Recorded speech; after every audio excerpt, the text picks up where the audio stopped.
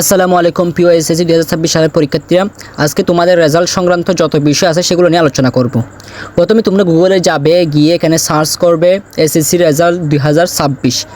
করার পরে তোমরা এরকম একটা পেজের মধ্যে আসবে। তারপরে এখানে দেখবে এসএসসি বোর্ড রেজাল্ট বিডি, যেটা অফিসিয়াল গ্রুপ, সেখানে ঢুকবে। এখানে দেখা যাচ্ছে তোমাদের রেজাল্টের অর্থাৎ 26 সালের রেজাল্টের যাবতীয় বিষয়গুলো দেওয়া আছে।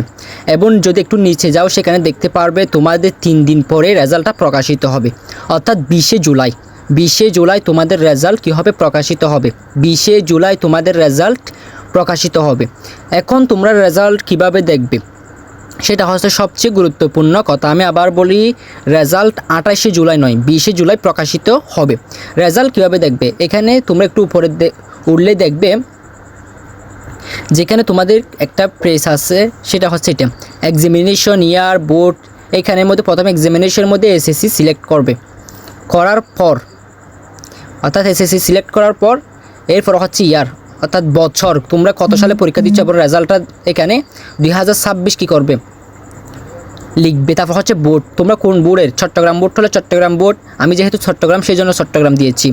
তারপর হচ্ছে এখানে যে নিচে দুইটা সংখ্যা আছে, আচ্ছা সেটার আগে হচ্ছে তোমাদের রোলটা লিখবে। এখানে প্রথমে তোমাদের রোলটা কী করবে, এখানে লিখবে তোমাদের যে রোলটা সেটা আর কি। সেখানে লেখার পরে তোমাদের নিচে আসা হচ্ছে রেজিস্ট্রেশন নাম্বার, এখানে রেজিস্ট্রেশন নাম্বারটা লিখবে, রোল এবং রেজিস্ট্রেশন নাম্বার।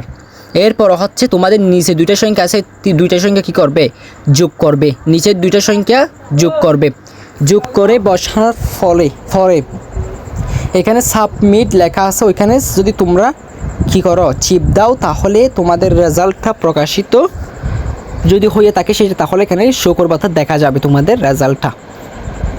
তাহলে প্রথমে এক্সামিনেশন, তারপর ইয়ার, তারপর হচ্ছে বোর্ড, তারপর হচ্ছে রোল, তারপর হচ্ছে রেজিস্ট্রেশন নাম্বার, দুইটা সংখ্যা যোগ করে বসাবে, তারপর সাবমিটে দিলে তোমাদের রেজাল্ট আসবে।